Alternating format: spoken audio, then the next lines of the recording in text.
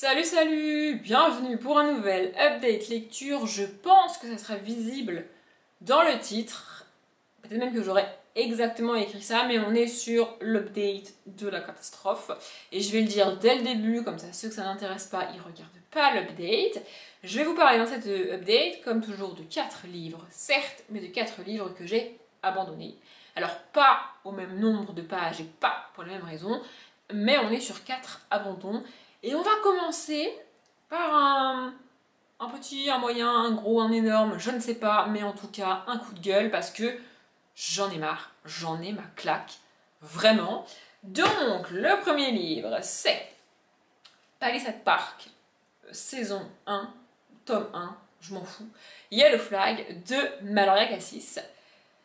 Je vous en conjure, s'il vous plaît, par pitié, n'achetez jamais ce livre, n'empruntez jamais ce livre, ne lisez jamais ce livre. J'ai même hésité à faire comme s'il n'existait pas et à ne pas en parler sur la chaîne, tellement ça m'a... En fait, ça m'a donné envie de vomir. Voilà, mais vraiment. Et puis, je me suis dit qu'il fallait quand même en parler parce que c'est inadmissible, et je pèse mes mots, qu'un livre pareil soit édité en 2023. Bon, avant de m'énerver, je vais résumer le bouquin, mais j'ai lu 29 pages, soit les 3 premiers chapitres, donc je ne sais pas grand chose. On va rencontrer Lee, qui est une jeune fille qui va emménager à Palisade Park. Donc, une nouvelle résidence construite à Los Angeles. Voilà, c'est le moment de sa vie où elle quitte ses parents, elle quitte sa maison où elle a grandi et elle quitte sa ville pour aller à Los Angeles, s'installer, démarrer un petit peu sa vie. Elle va louer un local pour faire son métier, tout ça, tout va bien. Et de l'autre côté, on a Matthew qui emménage le même jour dans la même résidence. Son pote l'aide à emménager. Et voilà.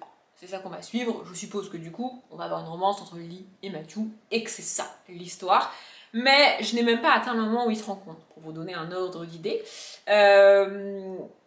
Alors, déjà, on a beaucoup trop en 29 pages. On a beaucoup trop de petites piques sexistes, vraiment. Et ce qui me rend ouf, c'est que en fait, là, je ne vais pas porter de jugement sur l'autrice parce que je ne sais même pas si elle se rend compte de ce qu'elle écrit. Je ne sais même pas si elle le fait volontairement ou pas, ou si c'est tellement intériorisé en elle qu'elle se rend même pas compte de ce qu'elle dit. Mais il y a vraiment plein de petits éléments, plein de petites piques comme ça, en mode toutes les femmes pensent comme ci, toutes les femmes veulent ça, toutes les femmes font ci, toutes les femmes sont dans le même panier. C'est sexiste, vraiment. Une bonne mère fait ci, une bonne mère fait ça. Sous-entendu, toutes les femmes qui ne le font pas et qui sont mères sont de mauvaises mères. Vraiment, il y a plein de petites choses comme ça, plein de petites piques. Par exemple, pour vous donner un exemple rapide, la mère de Lee a arrêté de travailler quand ils ont adopté Lee. Et voilà, du coup elle a arrêté de travailler pour se consacrer à sa fille, parce qu'elle aime sa fille, parce que c'est une bonne mère, vous voyez, c'est l'image, c'est ça. Et au bout de 12 ans, elle a repris le travail, mais attention, elle a repris un travail à mi-temps, parce qu'il n'était pas question d'abandonner sa fille, il fallait toujours qu'elle ait beaucoup de temps, qu'elle soit extrêmement disponible pour sa fille. Alors j'ai pas de problème avec ça, et j'ai pas de problème avec les gens qui font ça. Mais le dire comme ça, vraiment comme c'est écrit dans le bouquin, ça laisse sous-entendre que toutes les femmes qui ne font pas ça quand elles ont un enfant, bah, sont des mauvaises mères. Vraiment. Et on ne parle pas du père à ce moment-là. Il n'est pas question de le père n'a pas pu le faire, le père n'a pas voulu le faire, le père n'a pas eu... Non, c'est même pas cité. Parce que c'est un homme, c'est normal qu'il ne le fasse pas. Et parce que c'est une femme, c'est normal qu'elle le fasse. Alors, dans toutes les questions de maternité, je ne sais pas. Tout ce qui est question d'hormones, je ne sais pas, puisque je n'ai pas d'enfant moi-même. Et je ne doute pas que les hormones jouent un rôle là-dessus. Pour l'avoir moi-même constaté dans des couples dans mon entourage, je le sais, les hormones jouent un rôle là-dessus. Ok, très bien. Sauf que là, on parle d'une adoption.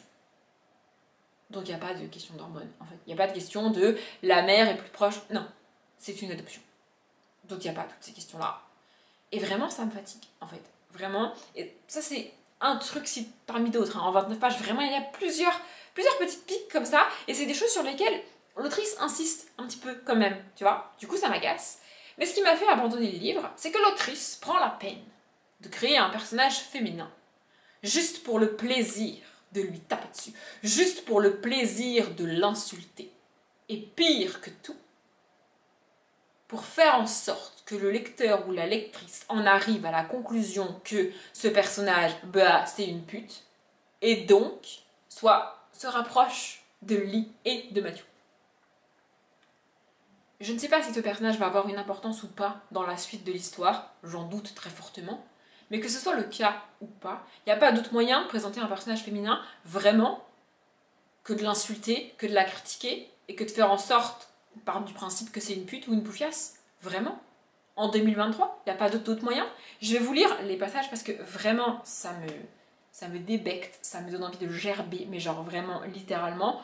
Donc, en gros, ce que je vais vous lire, c'est une partie du chapitre, c'est un petit morceau du chapitre 1 et un petit morceau du chapitre 2, quand Lee puis Matthew rencontrent cette femme, qui est donc une de leurs voisines. En gros, voilà, Lee est dans son appartement en train d'emménager avec ses parents qui sont venus l'aider, et quelqu'un frappe à la porte. Et donc, c'est une dame d'un certain âge qui m'offre un large sourire. Ses lèvres sont maquillées d'un rouge vif et le long trait de col débordant de chacune de ses paupières est sûrement censé mettre ses yeux en valeur. Ses cheveux blonds peroxydés sont retenus dans une queue de cheval haut perchée sur sa tête. Sa tenue est à l'image du reste, un top léopard rentré dans une jupe en cuir un peu trop courte. Il n'y avait vraiment pas d'autre description, il n'y avait vraiment pas d'autre moyen de présenter ce personnage féminin, vraiment. Et pour tous ceux qui vont hurler devant leur truc, oui, je pinaille pour des détails. Oui, et c'est pas fini. Et deuxièmement, non, on ne peut pas accuser la traduction parce que Maloria Cassis est française. Donc tout ça, elle l'a écrit mot pour mot. Elle a choisi précisément ces mots-là. Puis ensuite, du coup, Lee et cette femme échangent quelques mots. Et ensuite, de retour dans la tête de Lee, ses yeux inquisiteurs... Attendez, c'est où? Ses yeux inquisiteurs se promènent à l'intérieur de chez moi. Elle repère mes parents et attarde son regard sur mon père qui observe l'horizon par la fenêtre. Elle n'est pas gênée, celle-là. Vraiment. Vraiment. Bref, on passe au moment où Matthew rencontre cette femme. Donc, c'est pareil, cette femme vient frapper à la porte de Matthew pour se présenter, machin, tout ça.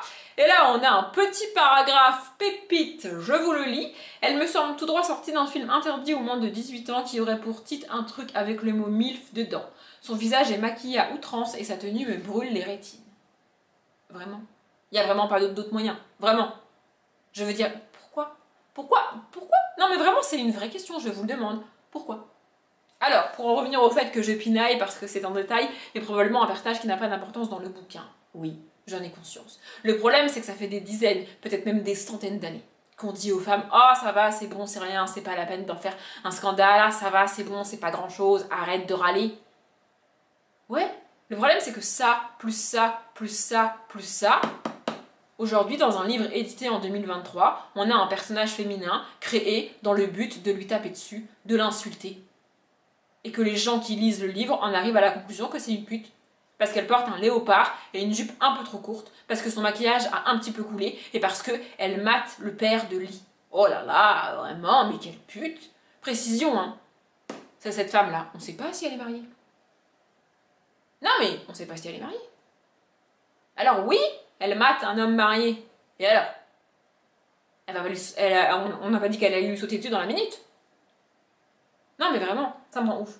Et aussi, l'autre truc qui me rend mais alors hystérique, c'est que si cette femme avait été un homme, on n'aurait pas du tout, mais alors pas du tout eu les mêmes scènes. Non!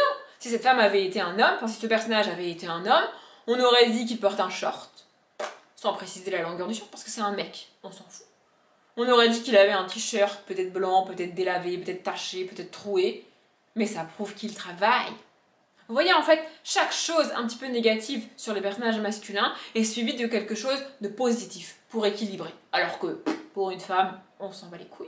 On aurait dit qu'il avait les cheveux poivre et sel pour nous faire comprendre qu'il est âgé. Mais c'est sexy, les cheveux poivre et sel sur un homme. Bah oui, c'est très sexy.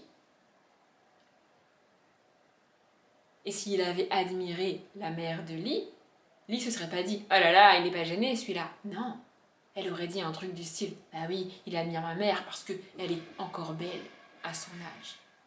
Et le « encore belle à son âge » pour une femme, ça s'appelle une petite pique sexiste. Oui. Et pour Matthew n'aurait eu aucune réaction face à un mec qui vient frapper chez lui.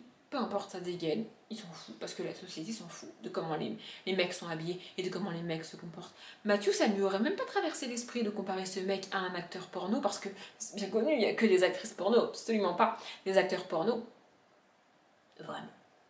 Et pire que tout, vous voyez, Matthew compare cette femme à une actrice porno. Du coup, on en déduit que c'est une pute.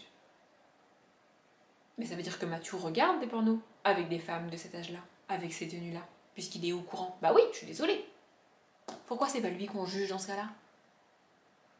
Et j'irai même plus loin, c'est pas Lee qui a fait cette comparaison avec un film porno. Bah non, Lee c'est une jeune fille bien propre sur elle, elle ne regarde pas de porno. Ah non, bah non, c'est un truc de mec le porno, attention. Vous voyez, c'est toutes ces petites choses cumulées en à peine 29 pages. Moi, ça me débecte, vraiment, je suis désolée, mais je refuse de lire ça encore en 2023. Et peut-être que même encore cette année, j'ai ou je vais, dans l'avenir, excuser ce genre de personnage et ce genre de construction, mais au bout de 200, 250, 300 pages, quand je suis déjà attachée au personnage, utiliser ce moyen-là pour que je m'attache au personnage, ça ne marche pas du tout, en fait, et c'est pas censé marcher. Donc je vous en conjure, ne lisez pas ce livre, pas cette saga. Non, vraiment, moi je refuse de continuer à encourager des autrices qui créent des personnages féminins juste pour qu'on leur tape dessus. Ça me dépasse. Vraiment. J'enchaîne avec un autre livre, et si vous croyez que cette update va s'améliorer, pas du tout, puisque je l'ai abandonné précisément pour la même raison. Donc c'est Beautiful Idol, saison 1, Rivalité de Alison Noël. Dans ce livre, on est censé, je dis censé parce que j'ai lu que 35 pages, on est censé suivre 3 jeunes, d'après ce que j'ai compris, qui vont participer à un concours de je ne sais même plus quoi, je crois qu'il faut écrire un article, et celui qui gagne le concours gagne une somme d'argent en fait. Donc du coup ces 3 jeunes sont intéressés par cette somme d'argent parce qu'ils veulent en faire quelque chose, parce qu'ils sont jeunes et parce qu'ils ont besoin d'argent. Jusque là j'ai pas de problème. Et donc voilà, dans les 3 premiers chapitres on va nous présenter, je suppose, les 3 personnages principaux, puisque je dis je suppose parce que j'ai été jusqu'à peu près la moitié du chapitre 2. Et je vais vous lire le paragraphe qui m'a fait arrêter de lire. En gros, on est dans la tête d'un jeune artiste qui rêve de devenir connu pour sa musique et pour les chansons qu'il fait, mais qui travaille dans un magasin de musique parce que pour l'instant ça marche pas pour lui. La musique, il a fait quelques petits concerts dans des bars et tout, mais ça marche pas vraiment. Et donc voilà, il en est à ce stade-là de ses réflexions et en gros ce que nous on apprend sur lui. Voilà. Et donc un jour qu'il est dans un bar, il te raconte ce qui se passe. Il avait au moins gagné une admiratrice, une quadra blonde qui lui avait glissé une serviette en papier froissé avec l'adresse de son hôtel et le numéro de sa chambre avant de lui faire un clin d'œil et de sortir lentement en roulant du cul. Pas moyen de décrire ça autrement, certaine qu'il la suivrait. Il ne l'avait pas suivie. Il reconnaissait pourtant que ça l'avait tenté. Depuis 6 mois qu'il était à Los Angeles, il n'avait pas touché une fille et celle-là lui avait paru canon. Plutôt bien conservée, à en juger par la robe qui moulait ses formes, il avait apprécié le côté direct de son invitation et son corps était probablement un véritable pays des merveilles, mais il n'avait pas supporté l'idée... Attendez, écoutez bien, je vais répéter cette phrase-là parce que écoutez bien, mais il n'avait pas supporté l'idée d'en être réduit à distraire une vieille fatiguée des hommes de son âge. Waouh! On est sur une description pépite. Et encore une fois, on est sur un personnage probablement pas du tout important dans le reste de l'histoire. Mais pourquoi? Pourquoi on crée des personnages féminins juste... Pourquoi en fait? Non mais vraiment, je ne comprends pas. Et encore une fois, si les sexes avaient été inversés et qu'on avait eu une jeune fille qui veut devenir actrice ou chanteuse et qui n'y arrive pas et qui se retrouve dans un bar draguée par un homme, bah ça aurait été encore elle, la pute. Vous voyez? Parce que le mec en question aurait été un peu sexy, toujours avec ses cheveux poivre et sel, sa chemise, patati patata, il lui aurait payé un verre et puis il l'aurait invité dans sa chambre et... Il n'y aurait pas eu de... Attendez, parce qu'il faut que je retrouve la phrase quand même. Il n'y aurait pas eu de truc du style je ne veux pas coucher avec lui parce que je ne supporte pas l'idée d'en être réduit à distraire un vieux fatigué des femmes de son âge. Bah non, ça n'existe pas cette phrase-là. Cette phrase-là n'existe pas. Vraiment, moi, ça me débecte. J'en ai marre. J'en ai marre de lire ça, vraiment. Alors, celui-ci, il n'a pas été édité en 2023, certes, mais il n'a pas non plus été édité il y a 25 ans. Hein. Il a été édité en quelle année? 2017.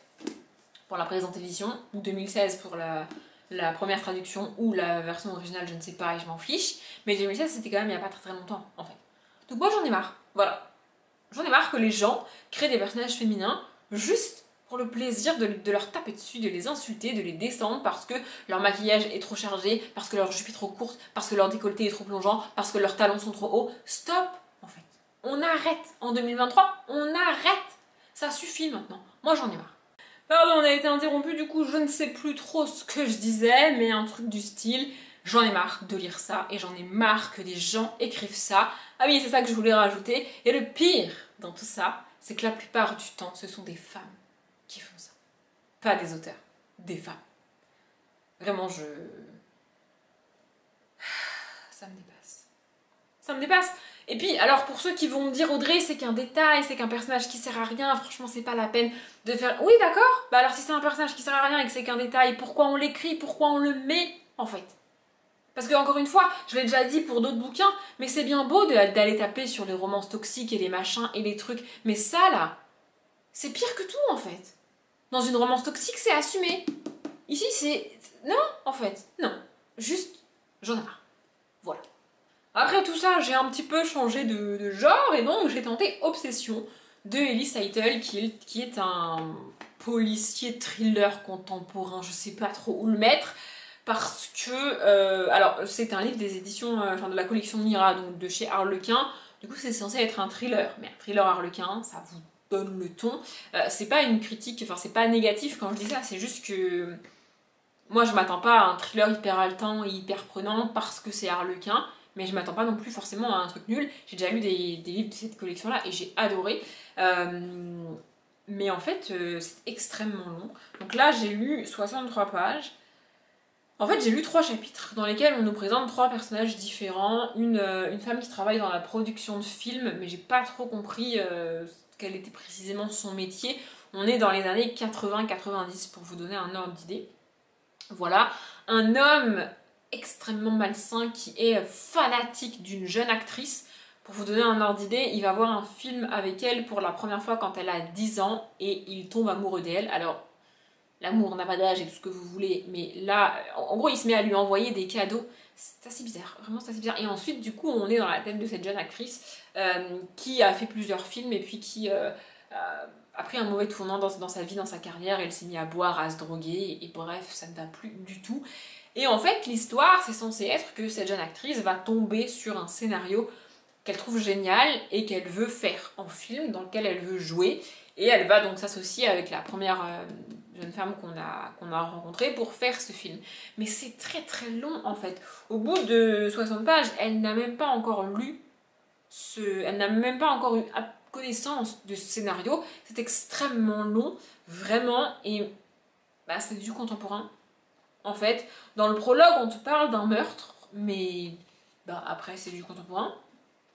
Et surtout, au bout de 60 pages, j'ai fait quelque chose qui n'est pas bon. En fait, quand je fais ça au bout de 30, 40, 50 pages, peu importe, ça sent pas très bon pour le bouquin. C'est qu'en fait, j'ai été lire le résumé et je me suis rendu compte que tout ce qui était dans le résumé, en 60 pages, absolument rien n'avait été mis en place pour que ce qui est dit dans le résumé arrive. En fait. Du coup, je me suis dit, en gros, je vais encore devoir me coltiner une bonne 62 pages avant que ça démarre réellement. Et j'ai pas envie. J'ai pas la patience, peut-être parce que j'avais déjà abandonné 2 bouquins avant et que j'avoue que j'étais dans un état d'énervement et d'agacement pour la lecture un petit peu élevé, on va pas se mentir. Mais ouais, c'est long en fait, c'est long et c'est lent. Alors c'est peut-être pas un mauvais bouquin, c'est peut-être même très sympathique, mais personnellement, en tout cas à ce moment précis, j'avais pas la patience pour lire ça et je ne l'aurais probablement jamais. Vraiment. Celui que j'ai le préféré le livre de cette collection-là chez Harlequin, c'est Je m'accable. J'ai absolument adoré ce bouquin, j'ai trouvé ça génial. Mais ça, alors je dis pas que c'est pas génial, hein. Probablement que ça l'est. C'est juste que c'était un petit peu trop long pour moi. Et enfin, pour cette date lecture, le dernier livre, je suis très triste de l'avoir abandonné, mais je n'allais pas le lire et le terminer juste pour le lire et le terminer. C'est la vie, c'est comme ça. Donc, c'est Bien plus forte que toi de Emma Green. J'ai lu quand même pas mal, hein. J'ai lu 153 pages de ce bouquin et honnêtement s'il avait fait 300-350 pages j'aurais peut-être été au bout parce que c'est Emma Green et parce que j'ai déjà lu un livre d'elle et que j'aime beaucoup, mais il fait 500 pages. Du coup franchement bah, j'ai eu la flemme. Voilà, en gros c'était un livre inclusif et un livre vraiment à lire pour le coup. Vraiment, c'est juste qu'avec moi, ça ne l'a pas fait. On va suivre Willa, qui est mannequin plus size. Voilà, elle fait du 50 et elle est mannequin. C'est comme ça. Et c'est très cool. Voilà, et au début du bouquin, elle va intégrer une série pour jouer dedans. Et elle va rencontrer un homme dans un avion, un avocat. Il y a une tempête à New York, du coup ils sont un petit peu coincés tous les deux. Et ensuite on va les suivre. C'est une romance, je n'ai pas trop besoin de vous faire un dessin. Et en fait mon problème, c'est que alors déjà, Willa et Rio, moi je les ai croisés dans La vie en vrai de Emma Green. Donc La vie en vrai a été écrit après et se passe après. Chronologiquement, dans La vie en vrai, on suit Louve qui est la nièce de Willa. Et donc dans La vie en vrai, on suit l'histoire de Louve et on croise de temps en temps Willa qui est en couple avec Rio. Et quand je les ai croisés comme ça dans La vie en vrai, ils avaient l'air trop mignons, ils avaient l'air trop choux et j'avais trop envie de lire leur histoire. C'est pour ça que j'ai acheté ce bouquin-là. Et en fait, j'ai pas du tout trouvé ce que je voulais et ce que je pensais trouver. Vraiment, Willa est un personnage vraiment très bien construit, vraiment très fouillé, vraiment très cool. Pareil pour Rio. Je peux pas dire qu'ils sont plats ou qu'ils sont clichés, c'est pas le cas. Mais quand tu les mets dans la même pièce, il se passe rien. Il n'y a pas d'alchimie, il n'y a pas d'attraction, il n'y a rien du tout. C'est une romance entre eux, mais il n'y a rien. Quand ils sont l'un avec l'autre, moi j'ai rien ressenti. Il y a... Vraiment, pour tout vous dire, il y a même une scène érotique qui arrive quand même assez tôt dans le bouquin, puisque avant la page 100 même, je crois. Bah même ça, j'avais l'impression que c'était deux robots. Vraiment, je vous jure, c'est terrifiant. Pour moi, il n'y a aucune alchimie. Il n'y a rien qui passe entre eux. Il n'y a rien qui se passe entre eux. Et du coup, j'ai l'impression qu'ils en font des caisses. Vous voyez? En mode, oh là là, il m'attire, mais en même temps, c'est un connard. Oh là là, elle me plaît, mais c'est pas censé être mon style. Ils en font des caisses. Et en fait, pour moi, il n'y a tellement pas d'alchimie entre eux que juste, il n'y a pas d'histoire, en fait. Stop, ça suffit, c'est pas la peine de chercher, il n'y a rien, en fait. Vraiment, j'ai pas ressenti cette tension entre eux, cette attirance qui est censée y avoir. Ouais, pour moi, il n'y a rien. Vraiment, il n'y a rien. Et je suis dégoûtée. Et ce qui ne m'a pas aidée non plus, c'est qu'on est principalement dans la tête de Willa et quasiment pas dans la tête de Rio. Et bah, du coup, ça n'a rien à voir avec le personnage de Willa. Je l'ai déjà dit pour plusieurs romances et pour plusieurs histoires et pour des personnages différents, j'ai besoin d'être dans la tête du mec pour réellement adorer une romance. Alors là, on y est un petit peu, mais on n'y est pas suffisamment pour moi.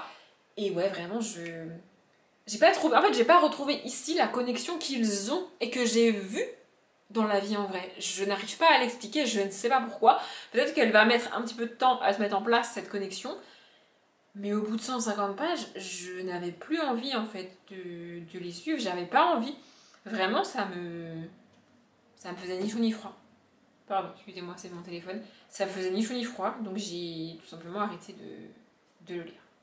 Cette année de lecture est terminée. Si vous l'avez regardé jusqu'au bout, merci. Je m'arrête là. Comme d'habitude, je vous souhaite une bonne journée, un bon après-midi, un bon appétit ou une bonne nuit. Et je vous dis à bientôt.